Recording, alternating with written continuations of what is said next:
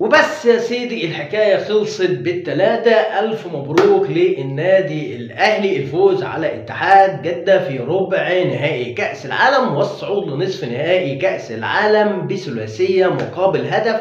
النادي الأهلي في مباراة عالمية أمام الاتحاد أبهر الجميع النهاردة. النادي الأهلي معروف في المباريات الكبيرة قدام الفرق الكبيرة بيظهر بشكل ممتاز جدا، بيعرف يكسب المباراة وبيعرف يأدي ويحترم الخصم والخصم بيحترموا. النادي الاهلي النهارده ابهرنا باداء ممتاز وفوز غالي النهارده فرح كل جماهير النادي الاهلي وكل لاعيبه النادي الاهلي ومارسيل كولر طبعا النهارده اللي كان نسبه الفوز كبيره جدا وشكله مذاكر المباراه ودارس نقاط الضعف ونقاط القوه عند الاتحاد السعودي. فالراجل نازل النهارده مش بيهزر، الراجل في الشوط الاول النادي الاهلي عمل مباراه كويسه جدا، ونلاحظ يعني المساحات بين خطوط النادي الاهلي النهارده مفيش. النادي الاهلي قافل بالضبه والمفتاح النهارده. النادي الاهلي عمل شغل دفاعي ممتاز جدا، غير كده في الهجمات المرتده. النادي الاهلي كل اللعيبه النهارده ليها الشكر والاحترام، والف مبروك لجماهير النادي الاهلي، والنادي الاهلي الف تحيه والف مبروك. وان شاء الله عقبال مباراه سوبر، عقبال مباراه نصف نهائي كاس العالم باذن الله،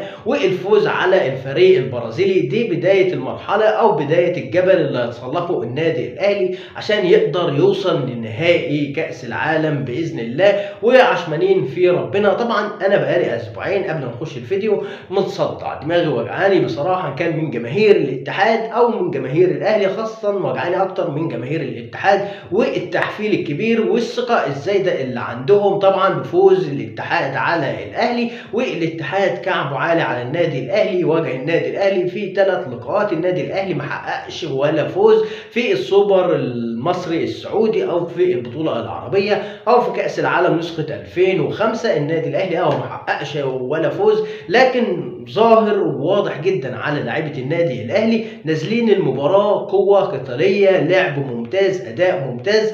يعني كل جماهير النادي الاهلي بصراحه اتبهرت النهارده واستمتعت وفرحانه جدا بظهور لعيبه النادي الاهلي بالشكل ده. النادي الاهلي في الدوري المصري غير النادي الاهلي في السوبر ليج، غير النادي الاهلي دوري ابطال افريقيا، النادي الاهلي في كاس العالم غير نسخه كاس العالم 2022. لا بصراحه النادي الاهلي ناوي يعمل حاجه. معكم حسن نور، دي قناتي على اليوتيوب، فضلا وليس امرا الاشتراك في القناه وتفعيل زر الجرس عشان يوصلكم كل جديد، ويا ريت لايك الفيديو وتكملوا معايا الفيديو للنهايه. نبدا الفيديو على بركه الله، وما تنساش تصلي على النبي. وبس يا عم، خلصت الحكايه بالثلاثه بفوز الاهلي على اتحاد جده في ربع نهائي كاس العالم والصعود لنصف نهائي كاس العالم باقدام علي معلول وحسين الشحات، وكمان يعني اللاعب اللي جاي يلعب كاس العالم وجاي يسجل في كاس العالم امام عاشور. صعبان عليه الراجل ده، سجل في كاس العالم وبيلعب في كاس العالم وفاز على اتحاد جده. اتحاد جده فريق كبير لا يستهان به، لكن متعودين من النادي الاهلي رغم الاداء السيء في البطولات او الخروج من البطولات وخساره البطولات، لا النادي الاهلي بيوعدنا ان هو هيقدم بطوله استثنائيه، مباراه ممتازه امام الاتحاد. نازل مش خايف من الاتحاد السعودي، بيكسب الاتحاد السعودي 3-1. اداء ممتاز من النادي الاهلي، تقفيل دفاع، تقفيل بين الخطوط، مفيش المساحات اللي كانت بتظهر في خط الدفاع النادي الاهلي النهارده.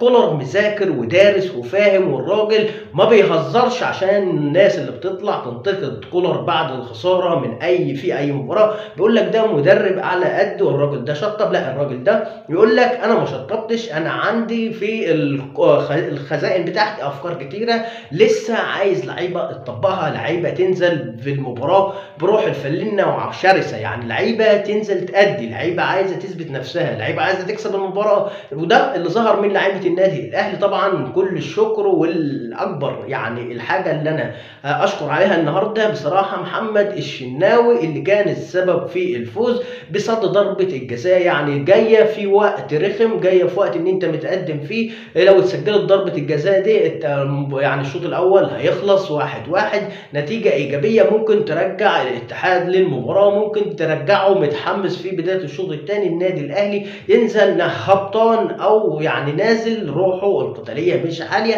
لكن محمد الشناوي كان بالمرصاد لضربه جزاء، تصد ضربه الجزاء في الدقيقه 45 من كريم بنزيما في توقيت قاتل يعني بصراحه. فضربه الجزاء دي بدايه تحول المباراه في بدايه الشوط الثاني، والاهلي كده اخذ الروح واخذ الثقه الزايده والجرعه الزايده من الحماس في بدايه الشوط الثاني، وكل الفضل يرجع لمحمد الشناوي بعد تصدي ضربه جزاء من كريم بنزيما. محمد الشناوي في سنه واحده بيصد ضربتين جزاء في كاس العالم، واحده من لوكا مودريتش واحده من كريم بنزيما. النهارده كمان حسين الشحات اللي ظهر بشكل ممتاز جدا، بيرسي تاو يعني ممتاز جدا. امام عاشور رغم ان هو سجل، لكن امام عاشور جه وحضر المباراه وبدا في المباراه من الدقيقه 65. امام عاشور في الشوط الاول انا اعتقد كان خروج امام عاشور افضل ونزول مجدي قفشه.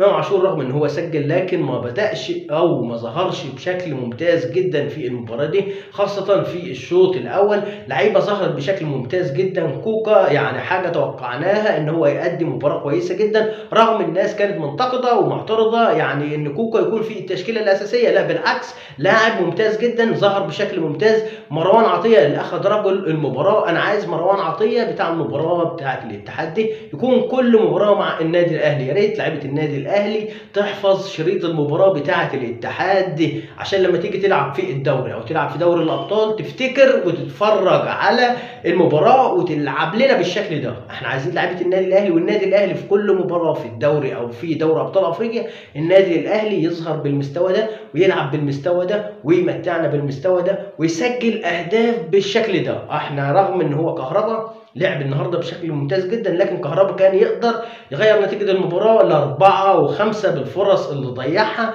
بيرسي تاو برضه ضيع فرص. فانا لعيبه النادي الاهلي رغم الفوز النهارده ضيعنا فرص، ظهرنا بشكل ممتاز جدا. لعيبه النادي الاهلي النهارده الذكاء بتاع علي معلول، محمد هاني، المونديالي، محمد عبد المنعم، ياسر ابراهيم، كل اللعيبه النهارده عارفه هتعمل ايه في الملعب، نازله مأديه دورها بالشكل الممتاز. روح قتاليه عاليه. عايزين نشوف الاهلي في كل مباراه بالشكل ده. عندنا بطل البرازيل طبعا يوم الاثنين في نصف نهائي كاس العالم، ننزل ناخد الحماس بتاع نفس المباراه دي، مفيش هزار. الناس اللي طبعا كانت بتقول نادي الاتحاد خايف من، لا احنا مش خايفين من نادي الاتحاد رغم النجوم اللي فيه فابينيو وكانتي وكريم بنزيما. لا بالعكس، لا ده الاتحاد ده لو في لعيبه سعوديه وهتلعب تنزل على ان هي هتلعب بالفوز، مش هتاخدها مثلا على المحمل الشخصي ان هو عايز يأدي المباراه دي، عايز يسجل، عايز يظهر بشكل ممتاز جدا. فانا لعيبه الاتحاد السعودي لو كلها سعوديه انا هكون قلقان. هينزلوا يلعبوا على الفوز ويثبتوا نفسهم، لكن بامانه يعني الاهلي على ارض السعوديه على ملعب الجوهره وسط جماهير الاتحاد السعودي، الفريق الكبير، الفريق المدجج بالنجوم اللي فيه صفقات بالملايين الدولارات. الاهلي كسر عينهم بصراحه. النادي الاهلي فاز 3 مستريح، يعني اللي اكلوا بط في مباراه اوكلاند سيتي طلع عليه وز في مباراه الاهلي النهارده. انا شفت النادي الاهلي يعني بصراحه الشوط الاول مش معقوله النادي الاهلي ده بيأدي بالشكل ده، مش عاطي فرصه ان نادي الاتحاد او هجوم نادي الاتحاد اللي هي قوه القوه، نقاط القوه كلها في نادي الاتحاد وخط هجوم النادي الاتحاد هي محطوطه كل القوه في خط الهجوم.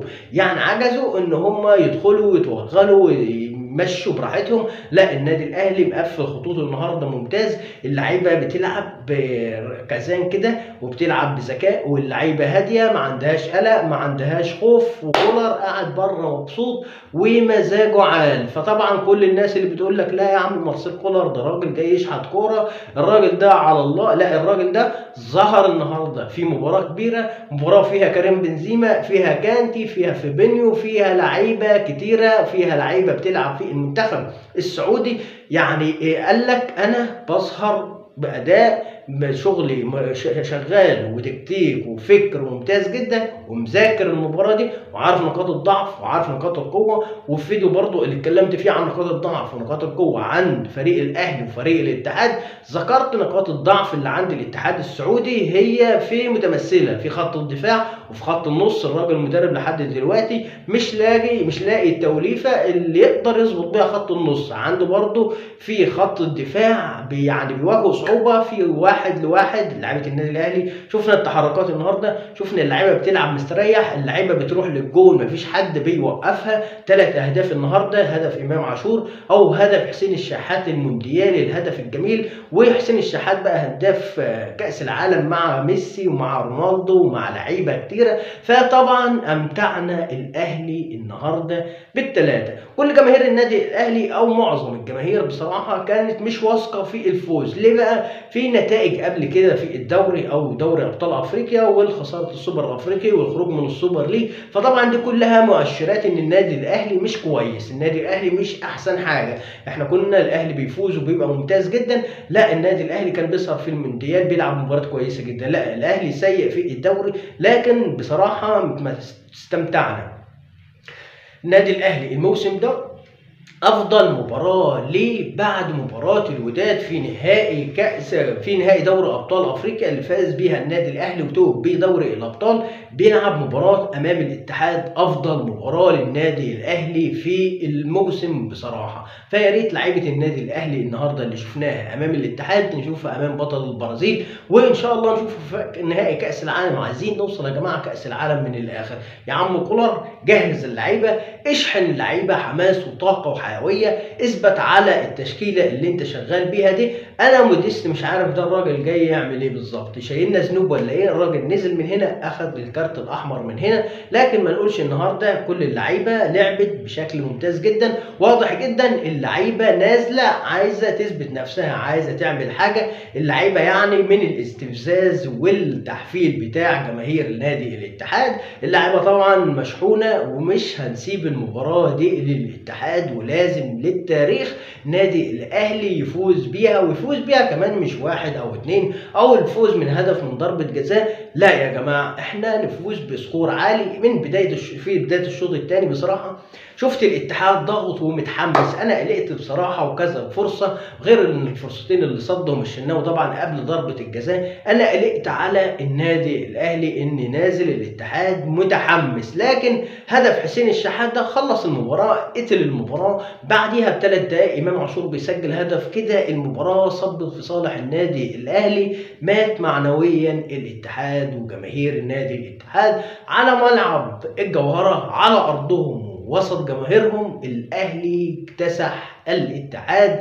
الكبسه راحت فين؟ 1-2. الكبسه راحت فين؟ 1-2. الكبسه راحت فين؟ 3 يغزو العين. بصراحه كلنا مبسوطين، والف الف الف الف الف مليون مبروك للنادي الاهلي. النادي الاهلي غير كل كاس عالم. النادي الاهلي من اول مباراه دي مباراه تقيله امام فريق تقيل، فريق فيه نجوم. لا اللعيبه نازله مش هايبه الاسماء، لعيبه نازله مش خايفه من الجمهور اللي بره، اللعيبه نازله واثقه من الفوز، عايزين نفوز يا رجاله. وفعلا ده اللي حصل من لعيبه النادي الاهلي الرجاله. يا رب يا عالي انصر الاهلي الغالي ان شاء الله في نصف نهائي كاس العالم، عشان نكون في النهائي ونواجه مانشستر سيتي. النادي الاهلي ما نخافش عليه، بس يا ريت يا جماعه الثقه الزياده في لاعيبه النادي الاهلي ما توديناش لسكه ثانيه. احنا عايزين الثقه والحماس اللي عند لاعيبه النادي الاهلي